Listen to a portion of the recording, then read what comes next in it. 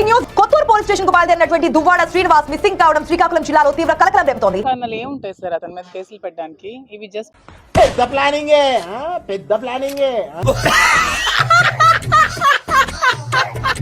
Social media కేసులు మాత్రమే. మా గెటబుల్ చూసి మీరు అపార్థం చేసుకుంటున్నారు. మాకంత పొజిషన్ లేదండి బాబు. ఈ సోషల్ మీడియా కేసుల మీద చాలా సార్లు స్టేషన్ తీసుకెళ్లడం జరిగింది. మేము స్టేషన్ కి వెళ్ళాము, రెస్పాండ్ అయ్యాము. చాలా గొప్ప పని చేశావు. అయినా సరే మళ్ళీ ఈ రోజు రావాలన్నారు. వచ్చినప్పుడు ఎవరు రాకూడదన్నారు, నన్ను రాకూడదన్నారు, వాళ్ళ బ్రదర్ వద్దన్నారు, అతను ఎవరు ఉండకూడదన్నారు, గన్మన్ కూడా వద్దన్నారంట. అందుకని గన్మన్ సార్ దింపేసి సారు డ్రైవర్ వెళ్ళారు.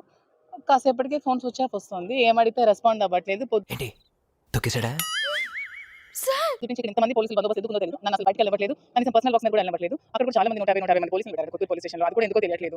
ఆహా, మీకున్న బ్రెయిన్ కి మీ తెలివితేటలకే మీరు సుప్రీం కోర్టుకే జడ్జి అవ్వాల్సిందన్నా.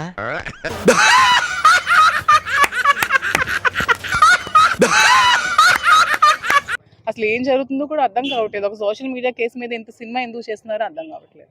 తెలియకుండా జఫార్ అనేలాగా నువ్వు నాతో మాట్లాడుకో. जिस नंबर से आप संपर्क करना चाहते हैं वह अभी स्विच ऑफ है.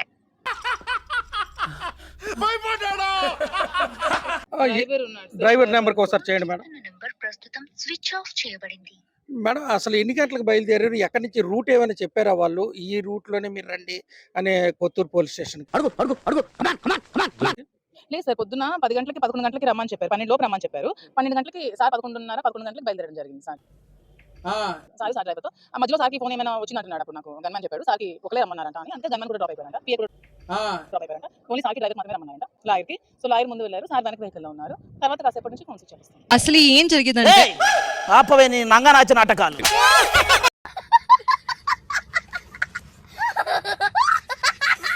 మరి ఫర్దర్గా మీరు ఏం చేయాలనుకుంటే పరిస్థితి చెప్పండి. అసలు అర్థం కావట్లేదు సార్. ఏం చేయాలన్నా కూడా ఇక్కడ నుంచి బయటకు పోనివ్వట్లేదు. మా ఇంటికి ఎవరిని రానివ్వట్లేదు. కనీసం చుట్టాల బంధువులు రానివ్వట్లేదు. అరే పెద్ద సమస్య వచ్చి పడిందే. ఇప్పుడు ఏం చేద్దాం? శ్రీనివాస్ గారి మీద అభిమానంతో చాలా మంది జనాలు వస్తే వాళ్ళని రానివ్వట్లేదు. ఎక్కడికక్కడ పోలీస్ స్టేషన్ లో చాలా మంది కోర్టు మళ్ళీ కొంతమంది మహిళలు పోలీస్ స్టేషన్ లో పెట్టేశారంట.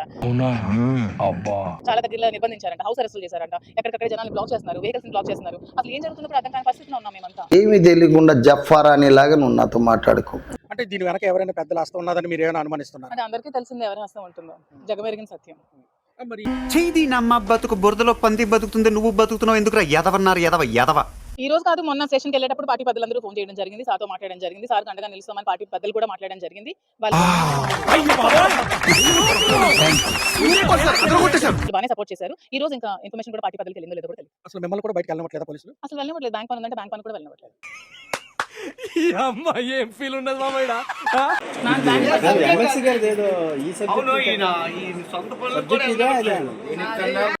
మస్తు షేడ్స్ ఉన్నారా నీలా? అబ్బో కమల్ హాసన్.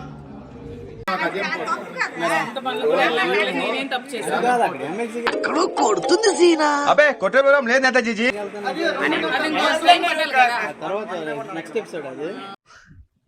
ఇదేంట్రా అయితే?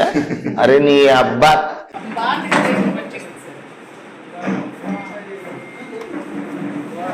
నేను పక్కన ఉన్నావు చూడు, ఎక్కేసావయ్యా. ఓ మెట్టు ఎక్కేసావు.